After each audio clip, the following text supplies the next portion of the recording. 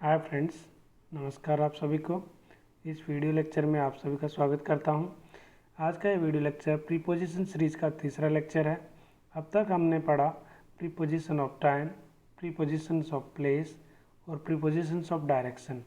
आज हम पढ़ने जा रहे हैं वन वर्ड मैनी प्रीपोजिशंस। दोस्तों, अक्सर ऐसा होता है कि एक ही वर्ड के साथ में कई अलग अलग प्रीपोजिशंस का प्रयोग किया जाता है।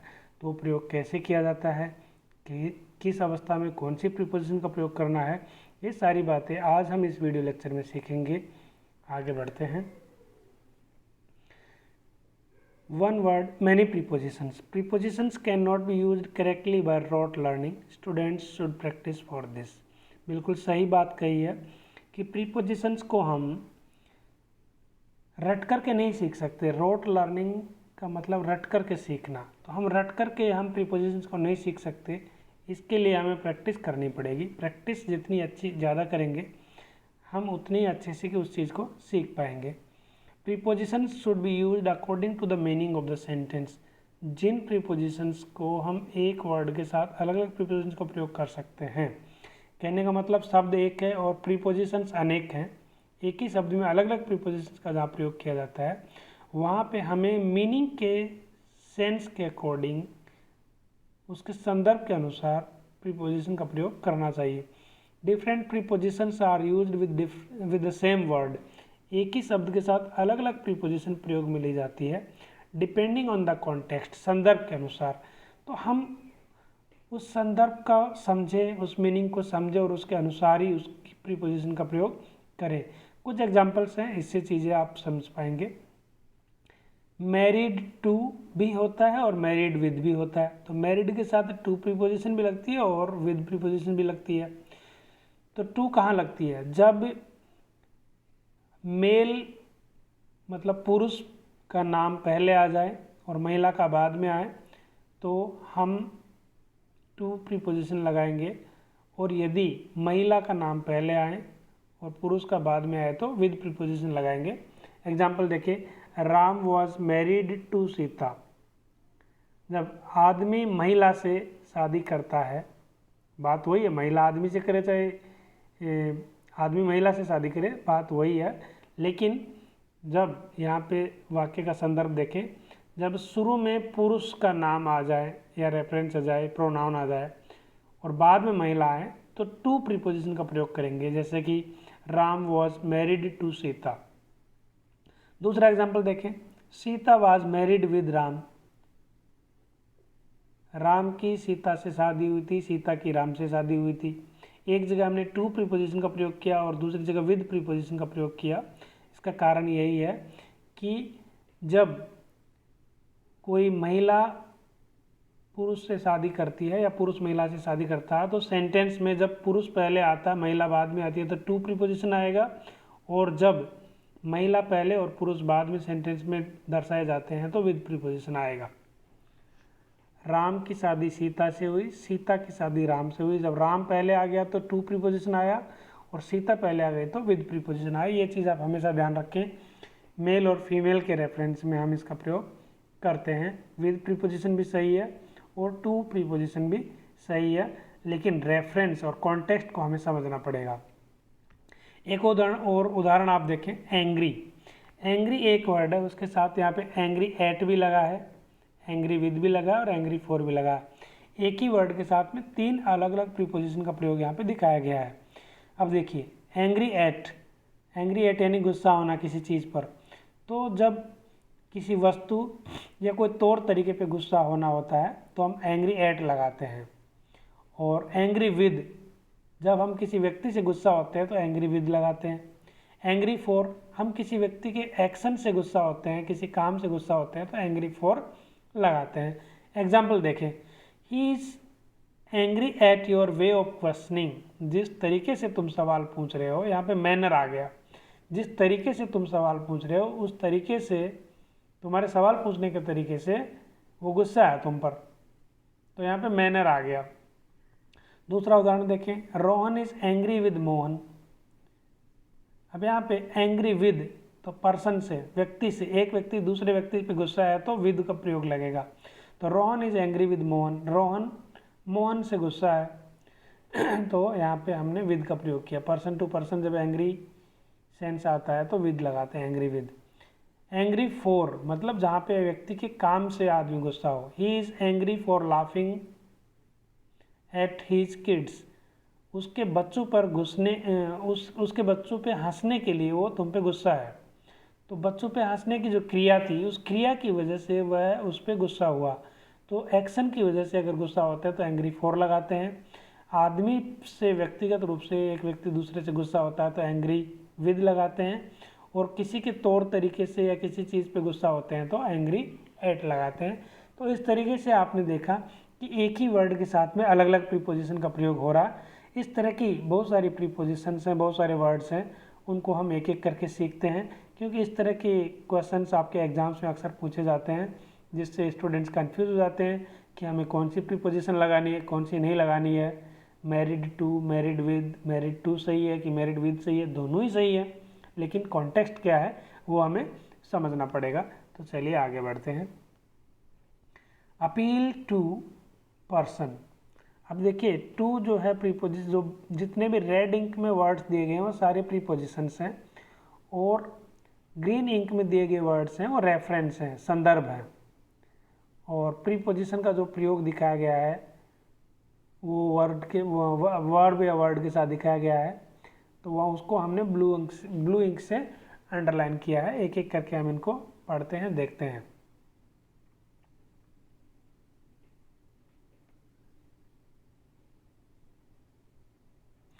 अपील टू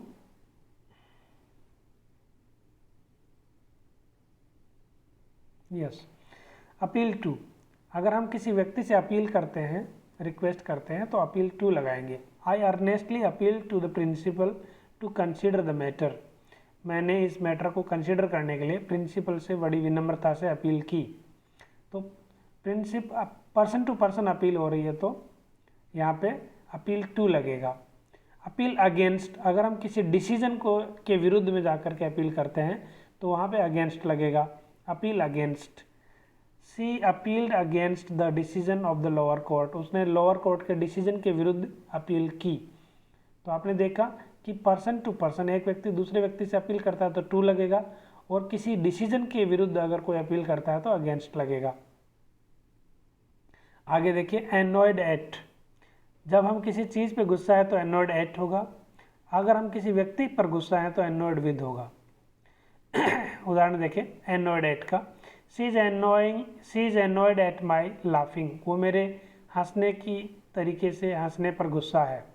तो क्या है यहाँ पे, एक्शन है हंसना, तो हंसने पर वो गुस्सा हो रही है, न कि आदमी पे गुस्सा है, बट कारण क्या है उसका एक्शन है, उसकी वो चीज़ है जिसकी वजह से वो गुस्सा है। तो जब कोई चीज़ की बात होती है, जब हम किसी एक्शन की बात करते हैं और उसकी वजह से गुस्सा होता है तो एनॉयड एट प्रीपोजिशन लगाते हैं।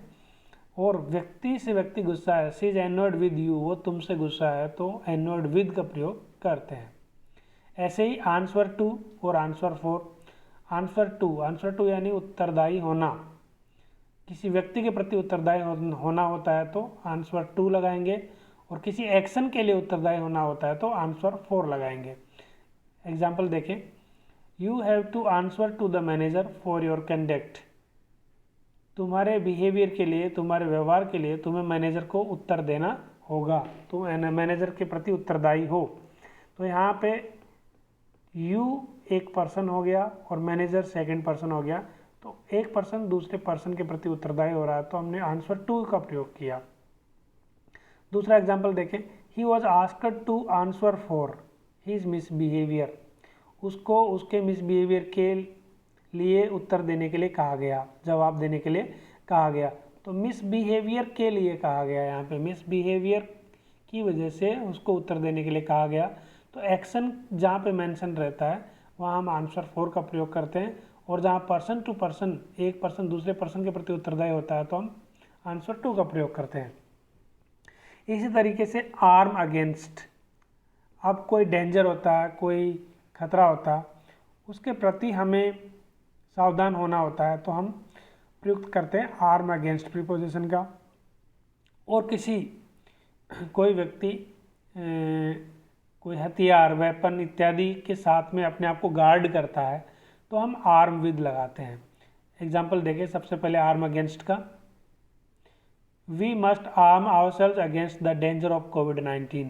हमें कोविड-19 के खतरे से बचने के लिए अपने आप को आर्म करना पड़ेगा, सुरक्षित करना पड़ेगा। तो आर्म अगेंस्ट, यहाँ पे डेंजर क्या है, कोविड-19 का डेंजर है, तो अगेंस्ट हमने यहाँ पे यूज किया डेंजर के सेंस में। दूसरा उदाहरण देखें, the terrorist was armed with a gun and knife. Terrorist के पास में एक गन थी और एक नाइफ था, उससे उसने अपने आप को आर्म कर रखा था, सुरक्षित कर रखा था।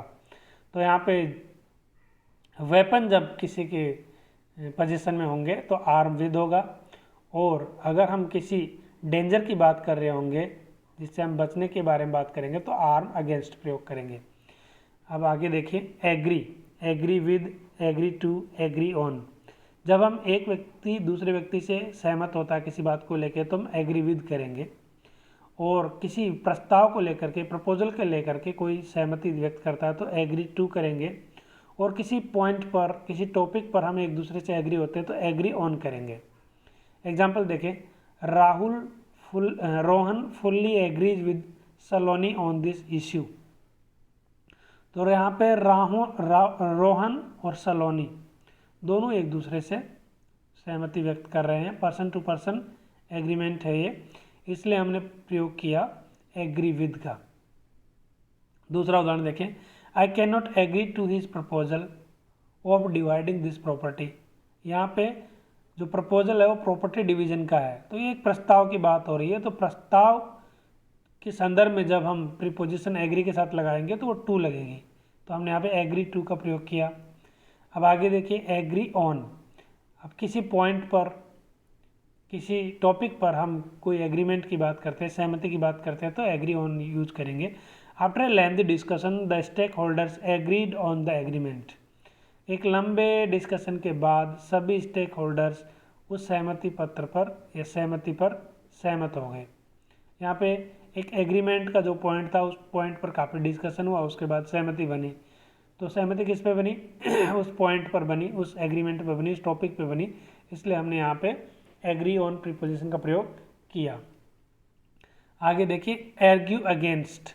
अगर कोई मैटर है, कोई मामला है जिसके विरुद्ध हम एर्ग्यू कर रहे हैं, तर्क वितर्क कर रहे हैं तो एर्ग्यू अगेंस्ट होगा, और हम किसी व्यक्ति के साथ एर्ग्यू कर रहे हैं तो एर्ग्यू विद होगा। एग्जाम्पल देखिए, she participated to argue against the topic of debate. वो डिबेट के टॉपिक पे के विरुद्ध उसने पार्टिसिपेट किया एर्ग्यूमेंट करने के लिए, तो यहाँ पे argue against the topic, topic of debate के ऊपर यहाँ पे बात हो रही है। टॉपिक ऑफ डिबेट पे, ये मैटर है टॉपिक ऑफ डिबेट, उसके अगेंस्ट में बात हो रही है तो एर्ग्यू अगेंस्ट प्रयोग किया हमने। डोंट एर्ग्यू विद मी, मेरे साथ एर्ग्यू मत करो। एक व्यक्ति, यहाँ पे यू जो है सब्जेक्ट हिडन है, you don't agree with me, तो यहाँ पे यू और मी के बीच की बात हो रही है, एक पर्सन से दूसरे पर्सन की बात हो रही है आर्ग्यूमेंट की, तो हम यहाँ पे एर्ग्यू विद का प्रयोग करेंगे। आगे बढ़ते हैं, बोर्न ऑफ, बोर्न एट और बोर्न इन। बोर्न ऑफ मतलब पेरेंट्स से बच्चे का जन्म होता है तो बोर्न ऑफ का प्रयोग करेंगे, और जगह कहाँ पे हुआ उसके लिए बोर्न एट या बोर्न इन का प्रयोग करेंगे। देखिए एग्जाम्पल देखिए, born of, he was born of an orthodox mother. उसका जन्म एक पारंपरिक महिला ऑर्थोडॉक्स मदर से हुआ। पेरेंट्स आए, मदर मदर पेरेंट में आ गई, तो यहाँ पे ऑफ का प्रयोग हुआ, बोर्न ऑफ। अब हम जगह की बात करें, Daksh was born at government hospital in Jaipur. अब यहाँ पे गवर्नमेंट हॉस्पिटल जगह है, इसलिए हमने बोर्न एट का प्रयोग किया। बाय फ्रॉम, शॉप, जब हम किसी दुकान से कोई चीज़ खरीदते हैं तो बाय फ्रॉम का प्रयोग करेंगे, और किसी व्यक्ति के लिए कोई चीज़ खरीदते हैं तो बाय फॉर का प्रयोग करेंगे। You can by this book from any book stall. ये किताब तुम किसी भी बुक स्टॉल से खरीद सकते हो। किताब बुक से खरीदने की, बुक की दुकान से किताब खरीदने की बात हो रही है तो शॉप की बात हो रही है तो बुक फ्रॉम हो गया, बाय फ्रॉम हो गया। I bought this gift for my daughter. ये उपहार मैंने अपनी डॉटर के लिए खरीदा। अब यहाँ पे किसी व्यक्ति के लिए खरीदा गया है तो बाय फॉर हो गया, तो बाय का सेकंड फॉर्म बॉट यहाँ पे प्रयोग किया गया है, आई बॉट, तो बॉट के साथ फॉर लगा न कि फ्रॉम, ठीक है, क्योंकि ये पर्सन के लिए खरीदा गया है, पर्सन की बात हो रही है न कि शॉप की। आगे बढ़ते हैं। कंटेंट, कंटेंट का मतलब होता है संतुष्ट होना, सेटिस्फाई होना। तो कंटेंट फॉर थिंग, किसी चीज़ के लिए व्यक्ति अगर संतुष्ट होता है तो कंटेंट फॉर, और किसी व्यक्ति के साथ संतुष्ट होता है तो कंटेंट विद और कंटेंट फॉर। एग्जाम्पल देखें, he will content for a job in the company, अगर कंपनी में उसको जॉब मिलता है तो उसको पा करके वो संतुष्ट हो जाएगा। तो यहाँ पे बात हो रही है जॉब की, इसलिए कंटेंट फॉर हुआ। I don't content with a person like you, मैं तुम्हारे जैसे व्यक्ति के साथ में संतुष्ट नहीं हूँ, खुश नहीं हूँ। तो यहाँ पर व्यक्ति से व्यक्ति की बात हो रही है, आई और यू के बीच की बात है, तो यहाँ पे कंटेंट विद का प्रयोग किया गया। ऐसे ही आगे बढ़ते हैं। Consist in, to have something as an essential part, SNTH ये समथिंग का शॉर्ट फॉर्म है। तो किसी चीज़ का कोई इसेंशियल, कोई बहुत ही आवश्यक पार्ट होता है, उसके प्रयोग के लिए हम कंसिस्ट इन, कंसिस्ट का मतलब होता है कि बने होना, कोई चीज़ किससे बनी हुई है तो उसके लिए कंसिस्ट का प्रयोग करते हैं। कंसिस्ट ऑफ और कंपोज्ड ऑफ, किससे बनी हुई है उसके लिए कंसिस्ट ऑफ। अब इनमें डिफरेंस देखिए। The beauty of Taj consist in its design, Taj की सुंदरता उसके डिजाइन में छुपी हुई है, तो उसके डिजाइन उसका एक इसेंशियल पार्ट है, उसका आवश्यक हिस्सा है। तो ऐसे सेंस में हम इन का प्रयोग करेंगे। Compose, consist of, our body consist of flesh, bone and blood, हमारा शरीर मांस, हार्ड और खून का बना हुआ है। तो क्या क्या चीज़ों का इसमें कंपोजिशन है। जब कंपोजिशन की बात करते हैं हम, तब हम ऑफ का प्रयोग करते हैं, कंसिस्ट ऑफ का प्रयोग करते हैं, और जब हम किसी इसेंशियल पार्ट की बात करते हैं तो इन का प्रयोग करते हैं। तो इस चीज़ का ध्यान रखें। कंडेम टू पनिशमेंट, जब condemn to punishment, the thief was condemn to death by the जज, तो पनिशमेंट की जब बात होती है, जब कोई पनिशमेंट को क्या बोलेंगे, दंड, दंड की जब बात होती है तो हम कंडेम टू का प्रयोग करेंगे। The thief was condemn to death by the जज, जज के द्वारा थीफ को, चोर को मृत्यु की सज़ा सुनाई गई। तो यहाँ पे डेथ जो है वो क्या है, पनिशमेंट है, इसलिए हमने कंडेम टू का प्रयोग किया। कंडेम फॉर क्राइम, किस अपराध के लिए, जब अपराध का जिक्र होगा तो कंडेम फॉर का प्रयोग होगा। He was condemned for murder, उसने क्या अपराध किया था, मर्डर किया था, इसलिए मर्डर के संदर्भ में, अपराध के संदर्भ में हम कंडेम फॉर का प्रयोग कर रहे हैं।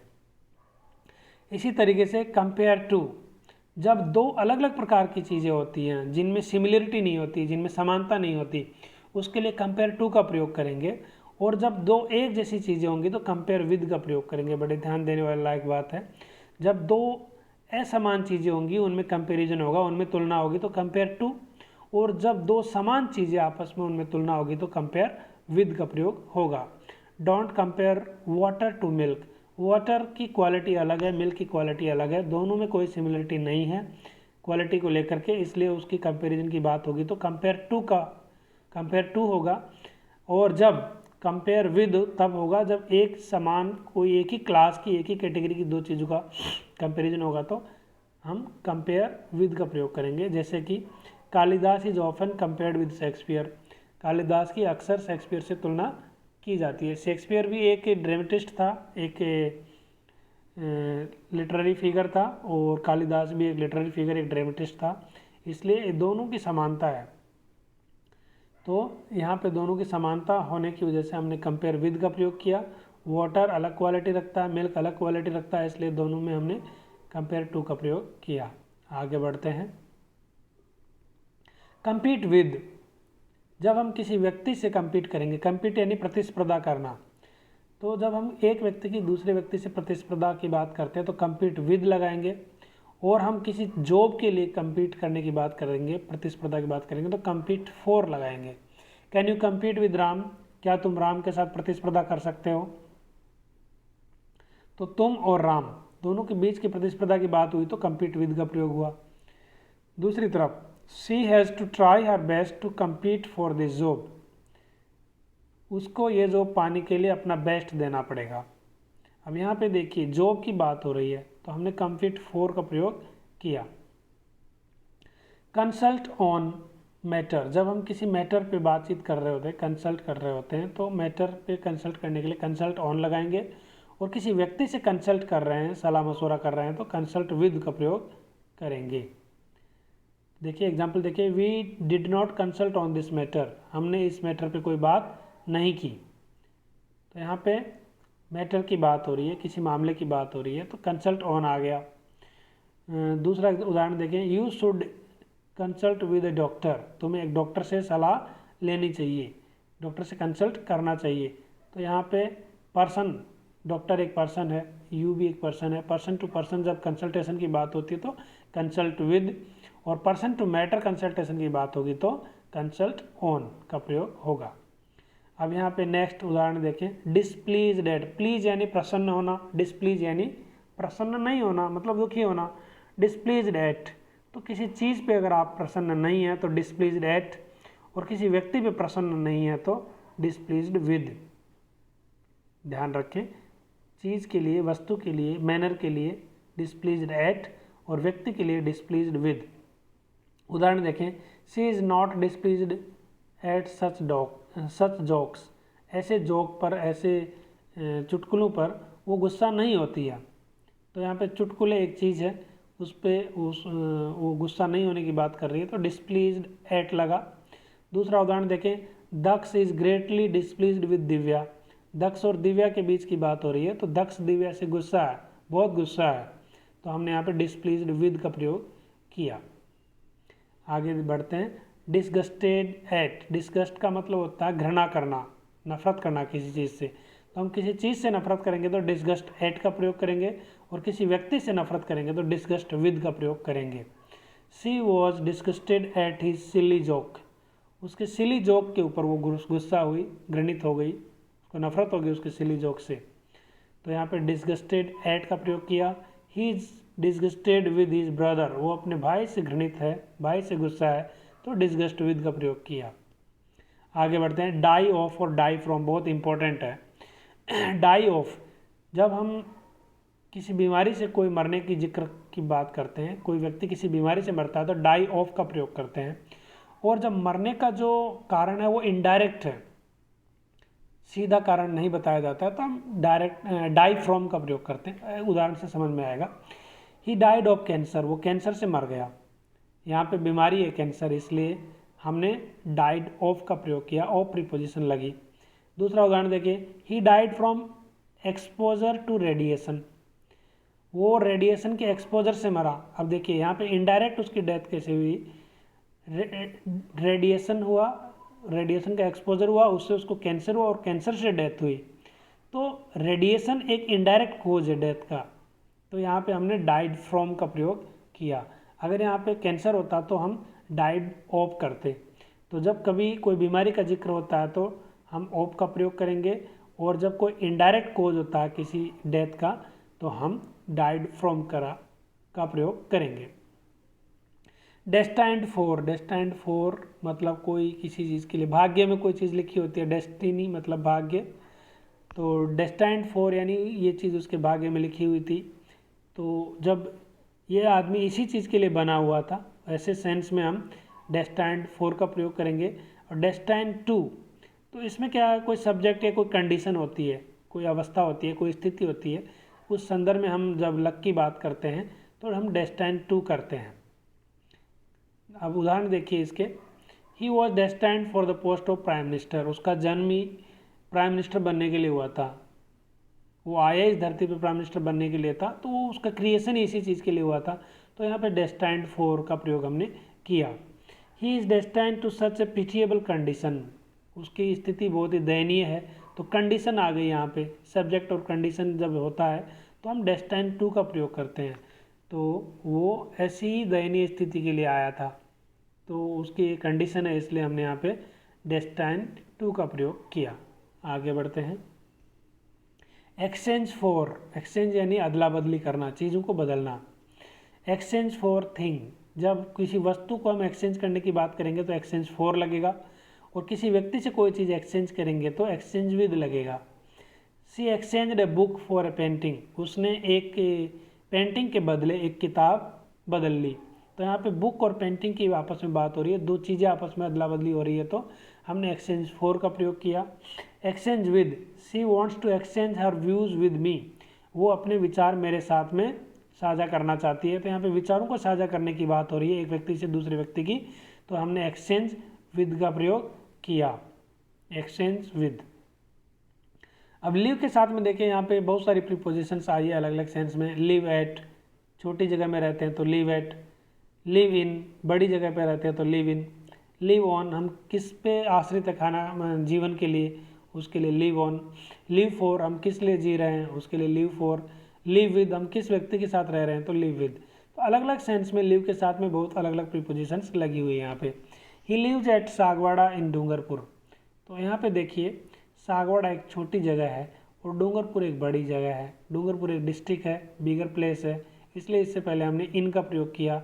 और सागवाड़ा एक टाउन है, तो टाउन से पहले हमने एट का प्रयोग किया। तो यहाँ पे आ गया ही लिव्स एट सागवाड़ा इन डूंगरपुर, तो लिव एट यहाँ पे आ गया सागवाड़ा से पहले।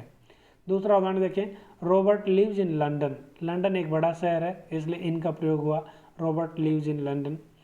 ही लिव्स एंटायरली ऑन फ्रूट्स, वो खाना नहीं खाता, सिर्फ फ्रूट ही खाता है, खाने में फल ही लेता है। तो यहाँ पे लिव ऑन किसके ऊपर आश्रित है, उसकी आजीविका, उसका जीवन, उसका खाने का जो सिस्टम है वो क्या है। तो ऐसी स्थिति में हम लिव ऑन का प्रयोग करते हैं, live on. He lives entirely on fruits, यहाँ पे ब्रेड्स भी हो सकता था और कुछ भी आप लिख सकते थे, खाने की कोई चीज़। तो जब खाने की किसी वस्तु के ऊपर जब जीवन आश्रित होता है तो हम लिव ऑन प्रयोग करते हैं। लिव फॉर, डिवोट, समर्पण। We must live for the cause of truth, हमें सत्य के लिए जीना चाहिए, सत्य ही हमारे जीवन का उद्देश्य होना चाहिए। तो ऐसे सेंस में हम लिव फॉर का प्रयोग करेंगे। लिव विद, हम किसके साथ रह रहे हैं, इस सेंस में लिव विद का प्रयोग होगा। I live with my parents, मैं अपने माता पिता के साथ रहता हूँ, तो माता पिता के साथ रहने की बात आ रही है तो लिव विद। लिसन फॉर और लिसन टू बहुत इंपॉर्टेंट है, लिसन फॉर और लिसन टू। लिसन फॉर मतलब साउंड, आप कोई कुछ सुन रहे हैं तो जैसे कोई गाना सुन रहे हैं तो लिसन फॉर, और लिसन टू कोई आपको कुछ बोल रहा है और आपको बड़े ध्यान से सुनना है तो लिसन टू होगा। अब देखिए एग्जाम्पल देखिए इसके, I am listening for the melodious voice of Lata ji, मैं लता जी की मधुर आवाज़ में गाने सुन रहा हूँ या लता जी की मधुर आवाज़ को सुन रहा हूँ, तो लिसन फॉर का प्रयोग मैंने यहाँ पे किया। दूसरा उदाहरण देखिए, we should listen to the advice of our elders, हमें अपने बड़ों की सलाह पे ध्यान देना चाहिए। यहाँ पे जब अटेंटिवली ध्यान देने की बात आती है, जब ध्यानपूर्वक किसी चीज़ को सुनने के लिए हम बोलते हैं तो लिसन टू का प्रयोग करेंगे। हम म्यूजिक को हम ध्यान से थोड़े सुनते हैं, म्यूजिक को हम एक एंटरटेनमेंट के लिए सुनते हैं, उसके एक एक शब्द पे हम ध्यान नहीं देते हैं, बहुत ही अटेंटिव होकर के उसको हम नहीं सुनते हैं। म्यूजिक की धुन हम सुन रहे होते हैं बड़ी शांति से और वो चलता रहता है। तो ऐसी स्थिति में हम लिसन फॉर का प्रयोग करेंगे, और किसी चीज़ को जब हमें बहुत ध्यानपूर्वक सुनना रहता है तो हम लिसन टू का प्रयोग करेंगे। आगे बढ़ते हैं, laugh at, make fun, laugh at यानी किसी की मजाक बनाना। लाफ विद, लाफ विद का मतलब मजाक में आप भी शामिल हो गए और लोगों के साथ में आप भी किसी चीज़ को लेकर के हंस रहे हैं, तो जब आप इंडल्ज हो गए, जब आप शामिल हो गए तो लाफ विद का प्रयोग करेंगे, और जब आप किसी के ऊपर हंस रहे हैं तो लाफ एट का प्रयोग करेंगे। We should not laugh at our friends, हमें अपने दोस्तों पर नहीं हंसना चाहिए, हमें अपने दोस्तों की मजाक नहीं बनानी चाहिए। दूसरा उदाहरण देखें, better to laugh with disables than to laugh at disables, मतलब विकलांग लोगों पर हंसने के बजाय विकलांग लोगों के साथ हंसें। तो यहाँ पे विकलांग लोगों के साथ हंसने की बात हो रही है, वहाँ पे लाफ विद का प्रयोग किया, और जहाँ पे उनके ऊपर हंसने की बात हो रही है वहाँ लाफ एट का प्रयोग किया। तो इस तरीके से जब हम खुद इंडल्ज हो जाते हैं किसी चीज़ में, खुद किसी चीज़ में शामिल हो जाते हैं तो लाफ विद का प्रयोग करते हैं, और जहाँ पे हम खुद किसी की मजाक बनाने की बात करते हैं वहाँ पे लाफ एट का प्रयोग करते हैं। ऑब्लाइज टू, ऑब्लाइज का मतलब किसी चीज़ को लेकर के कृतज्ञ होना, थैंकफुल होना। तो ऑब्लाइज टू, जब हम किसी व्यक्ति के प्रति थैंकफुल होते हैं, उसके प्रति कृतज्ञ होते हैं तो ऑब्लाइज टू का प्रयोग करेंगे। और किसी व्यक्ति के किसी एक्शन पे, किसी चीज़ पे हम ऑब्लाइज होते हैं तो, कृतज्ञ होते हैं तो ऑब्लाइज्ड एट का प्रयोग करेंगे। एग्जाम्पल से समझे इसको। I am much oblige to my teachers, मैं अपने टीचर्स के प्रति बहुत कृतज्ञ हूँ। मतलब यहाँ पे मैं और टीचर्स की बात हो रही है, तो यहाँ पे पर्सन टू पर्सन ग्रेटफुलनेस की और इसकी बात हो रही है, तो यहाँ पे ऑब्लाइज टू का प्रयोग किया। ऑब्लाइज्ड एट नीचे वाले एग्जाम्पल में देखिए, I am obliged at your timely help. अब यहाँ पे एक्शन है, टाइमली हेल्प जो है समय पे की गई मदद एक एक्शन है, इसलिए यहाँ पे ये ऑब्लाइज्ड एट का प्रयोग हमने किया। इस तरीके से हमने देखा कि कैसे हम एक ही वर्ड के साथ अलग अलग प्रीपोजिशन का प्रयोग कर रहे हैं। नेक्स्ट स्लाइड पे चलते हैं। पार्ट फ्रॉम यानी अलग होना किसी चीज़ का। जब हम व्यक्ति से अलग होते हैं तो पार्ट फ्रॉम का प्रयोग करते हैं, और वस्तु अगर हमसे कोई चीज़ अलग होती है तो हम पार्ट विद का प्रयोग करते हैं। एग्जाम्पल देखें, I parted from my brother in Kumbh, मैं अपने भाई से कुंभ मेले में अलग हो गया। तो यहाँ पे आदमी आदमी से अलग हो रहा है तो पार्ट फ्रॉम का प्रयोग हुआ। दूसरा उदाहरण देखें, the baby girl was not ready to part with our toys, लड़की जो बच्ची है अपने खिलौनों से अलग नहीं होना चाहती थी। तो यहाँ पे देखिए चीज़ों से अलग होने की बात हो रही है, वहाँ पे पार्ट विद का प्रयोग हमने किया। प्लीड विद, प्लीड का मतलब रिक्वेस्ट करना, प्रार्थना करना। जब हम किसी व्यक्ति से रिक्वेस्ट करते हैं तो प्लीड विद का प्रयोग करेंगे, और किसी चीज़ के लिए रिक्वेस्ट करते हैं तो प्लीड फॉर का प्रयोग करेंगे। ही प्लीडेड विद द जज फॉर मर्सी, उसने जज से दया की रिक्वेस्ट की, दया की प्रार्थना की। तो जज और ही के बीच की बात हो रही है, इसलिए प्लीड विद का प्रयोग हुआ। I was force to plead for my child's life, मेरे बच्चे के जीवन के लिए मुझे प्रार्थना प्लीड करने के लिए फोर्स किया गया, मैं फोर्सफुल था। मतलब यहाँ पे व्यक्ति जो है वो प्रार्थना कर रहा है, किससे कर रहा है यहाँ पे बताया नहीं गया है, लेकिन क्यों कर रहा है, बच्चे के जीवन के खातिर कर रहा है। तो यहाँ पे एक चीज़ है एक जिसकी वजह से वो रिक्वेस्ट कर रहा है, तो इसलिए यहाँ पे प्लीड फॉर का प्रयोग किया गया। रेस्पॉन्सिबल टू का मतलब उत्तरदायी होना। तो जब व्यक्ति या व्यक्तियों के समूह के प्रति उत्तरदायी होता है तो रेस्पॉन्सिबल टू का प्रयोग करेंगे। और रेस्पॉन्सिबल फॉर यानी काम के प्रति उत्तरदायी होना, एक्शन के प्रति उत्तरदायी होना, वहाँ रेस्पॉन्सिबल फॉर का प्रयोग करेंगे। एग्जाम्पल देखें, an MLA is responsible to the legislative assembly, एक MLA लेजिस्लेटिव असेंबली के प्रति उत्तरदायी होता है, विधानसभा के प्रति उत्तरदायी होता है। दूसरा उदाहरण देखिए, she is responsible for the loss cause due to her carelessness, उसकी लापरवाही की वजह से जो लॉस हुआ, तो एक्शन क्या था, उसकी लापरवाही, उसकी वजह से जो लॉस हुआ उसके प्रति वो उत्तरदायी है, अपने काम के प्रति वो उत्तरदायी है, रेस्पॉन्सिबल फॉर का प्रयोग हुआ। रेडी फॉर एक्शन के लिए, रेडी विद किसी चीज़ के लिए, रेडी इन जवाब देने के लिए। I am ready for the exam, मैं एग्ज़ाम के लिए तैयार हूँ, action. I was ready with my arguments in the debate, debate में मैं अपने आर्ग्यूमेंट्स के साथ तैयार था। I always found her ready in her reply, वो उत्तर देने में हमेशा तैयार रहती है। तो देखिए एक ही वर्ड के साथ अलग अलग प्रीपोजिशन अलग अलग संदर्भ में यूज हुई। रिवेंज ऑन, जब आप एक व्यक्ति से दूसरा व्यक्ति बदला लेता है तो रिवेंज ऑन प्रीपोजिशन लगेगी, और किसी एक्शन के लिए बदला लेता है, उसकी बात करता है तो रिवेंज फॉर का प्रयोग किया जाएगा। एग्जाम्पल देखिए, she vote took the revenge, took her revenge on the killer of her father, उसके पिता के किलर के ऊपर रिवेंज लेने की वो बात कर रही है। तो यहाँ पे पर्सन टू पर्सन रिवेंज की बात हुई तो रिवेंज ऑन का प्रयोग हुआ। I will revenge for the insult inflicted on me, मेरी इंसल्ट के लिए मैं बदला लूँगा। तो यहाँ पे एक्शन है, इंसल्ट हुई उसके लिए वो बदला लेगा, इसलिए यहाँ पे रिवेंज फॉर लगा। शेयर ऑफ थिंग, किसी चीज़ का शेयर होना, हिस्सा होना। I must be paid my share of profit, मुझे मेरे प्रॉफिट का शेयर मिलना चाहिए, वस्तु प्रॉफिट इत्यादि के लिए शेयर ऑफ। शेयर विद मतलब किसी व्यक्ति के साथ कोई share. I do not share my meals with anybody, मैं अपना खाना किसी के साथ शेयर नहीं करता। शेयर करना मतलब बांटना। Next slide, skilful at competency. Skilful at, जब आप किसी चीज़ में दक्ष होते हैं तो उसमें आपकी कम्पिटेंसी झलकती है, तो स्किलफुल एट। स्किलफुल इन, जब आप कोई काम करने में दक्ष हैं तो स्किलफुल इन का प्रयोग किया जाता है। एग्जाम्पल देखिए, he is very skilful at drawing, वो ड्राइंग बनाने में बहुत दक्ष है। He is skilful in managing traffic, traffic manage करने में वो स्किलफुल है, दक्ष है। अब यहाँ पे एक डूइंग अ थिंग, वो एक एक्शन कर रहा है, उसके प्रति वो उसमें वो अच्छा है, इसलिए यहाँ स्किलफुल इन लगा। और वहाँ पे उसकी कंपिटेंसी है कि वो ड्राइंग अच्छी बना लेता है, वहाँ स्किलफुल एट लगा। सक्सीड टू, जब आपको आपके पिता की प्रॉपर्टी मिलती है तो बोला जाता है सक्सीड टू। और जब आप कोई काम करने में सक्सीड होते हैं, सफल होते हैं, उसके लिए सक्सीड इन का प्रयोग होगा। He succeeded to his father's empire, वो अपने पिता की प्रॉपर्टी उसको सक्सीड हुई, उसको मिली, तो यहाँ पे सक्सीड टू का प्रयोग हुआ। सक्सीड इन यानी कोई काम करने में सफल होना। This time he succeeded in civil service examination, इस बार वो सिविल सर्विस एग्जाम में पास हो गया, तो सक्सीड इन का प्रयोग हमने यहाँ पे किया। स्ट्रगल फॉर, किसी चीज़ के लिए संघर्ष करना, स्ट्रगल फॉर। स्ट्रगल विद, किसी व्यक्ति के साथ संघर्ष करना, struggle with.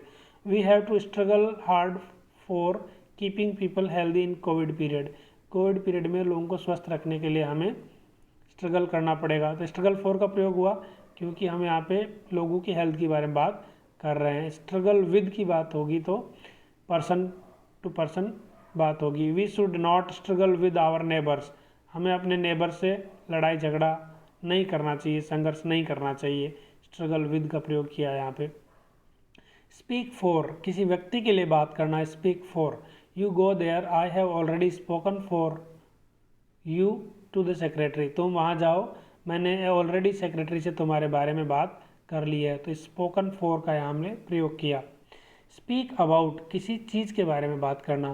The prime minister was speaking about unemployment in his rally, prime minister अपनी रैली में बेरोजगारी के बारे में बात कर रहे थे।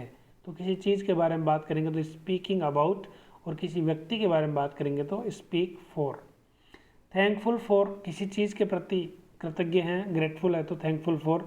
She was thankful for the timely help she received, उसको जो समय पे मदद मिली उसके लिए वो थैंकफुल थी। दूसरा उदाहरण देखें, थैंकफुल टू, किसी व्यक्ति के प्रति अगर हम थैंकफुल हैं तो थैंकफुल टू लगेगा। I am very much thankful to you, मैं आपके प्रति बहुत थैंकफुल हूँ, आपका सपोर्ट मिला। तो इस तरीके से हमने देखा कि एक ही वर्ड के साथ में अलग अलग प्रीपोजिशंस लग रही हैं। इस स्लाइड में आप देखें, ट्रस्ट इन, ट्रस्ट इन यानी किसी व्यक्ति के ऊपर विश्वास करते हैं तो ट्रस्ट इन का प्रयोग करते हैं। Worry not just trust in God, चिंता मत करो, भगवान में विश्वास करो, तो यहाँ पे ट्रस्ट इन का आया। ट्रस्ट टू, किसी काम को करने में विश्वास दिखाना। All we can do is hope for the best and trust to luck, भाग्य में विश्वास करने की यहाँ पे बात हो रही है, तो यहाँ पे ट्रस्ट टू का प्रयोग हुआ। व्यक्ति और भगवान में विश्वास करते हैं तो ट्रस्ट इन का प्रयोग करते हैं। टायर्ड ऑफ डूइंग समथिंग, हम कोई काम करते करते अगर ऊब जाते हैं, हमारा काम करने की इच्छा नहीं होती है तो हम बोलते हैं टायर्ड ऑफ। और टायर्ड विद, जब हम फिजिकली थक जाते हैं तो टायर्ड विद का प्रयोग करते हैं। Don't you get tired of arguing all the time, दिन भर तुम आर्ग्यू करते रहते हो, क्या तुम थकते नहीं हो? टायर्ड ऑफ आर्ग्यू, तो हम कोई काम कर रहे हैं उसको अब नहीं करना चाह रहे हैं तो हम उसके लिए टायर्ड ऑफ का प्रयोग करेंगे। I am tired with this long run, मैं ये लंबी यात्रा करके थक गया हूँ। जहाँ फिजिकल थकावट की बात होगी, फिजिकल एक्सॉस्ट की बात होगी, वहाँ पे टायर्ड विद का प्रयोग करेंगे। टॉक विद पर्सन, अगर हम व्यक्ति से बात करेंगे तो टॉक विद। टॉक अबाउट, किसी वस्तु की बात करेंगे तो टॉक अबाउट। और टॉक ओवर, किसी मैटर पे डिस्कस करेंगे तो टॉक ओवर यूज़ करेंगे। I will talk with my friend on this matter, मैं इस मैटर पे अपने मित्र से बात करूँगा। I will talk about this matter, मैं इस मैटर के बारे में बात करूँगा। The committee talked over this issue for a long time, committee ने इस इशू पे लंबे समय पे चर्चा की। वेट एट, किसी जगह पे आप इंतज़ार कर रहे हैं तो वेट एट, और किसी व्यक्ति के लिए इंतज़ार कर रहे हैं तो वेट फॉर का प्रयोग करेंगे आप। अब देखिए, I will wait at the entrance gate of college, मैं कॉलेज के एंट्रेंस गेट पे इंतज़ार करूँगा, तो वेट एट का प्रयोग हुआ यहाँ पे। और I will wait for you, यहाँ पे व्यक्ति के लिए इंतज़ार किया जा रहा तो वेट फॉर यू का प्रयोग हुआ, यहाँ पे जगह की बात हो रही है। तो इस तरीके से हमने देखा कि एक ही वर्ड के साथ में अलग अलग प्रीपोजिशंस आ रही हैं और हमने अलग अलग प्रीपोजिशंस का प्रयोग किया और वो संदर्भ को देखते हुए हमने उनका प्रयोग किया। तो इस बात को आप समझ लें कि हम जब चीज़ों को संदर्भ से जोड़ करके देखते हैं तो हम प्रीपोजिशन का प्रयोग भी सही ढंग से कर सकते हैं। आपने अपना कीमती समय निकाल के ये वीडियो देखा और ये प्रीपोजिशंस का प्रयोग सीखा, उसके लिए धन्यवाद। आपकी उज्जवल भविष्य की कामनाओं के साथ मैं सुरेंद्र अलविदा चाहता हूँ। नमस्ते, गुड बाय।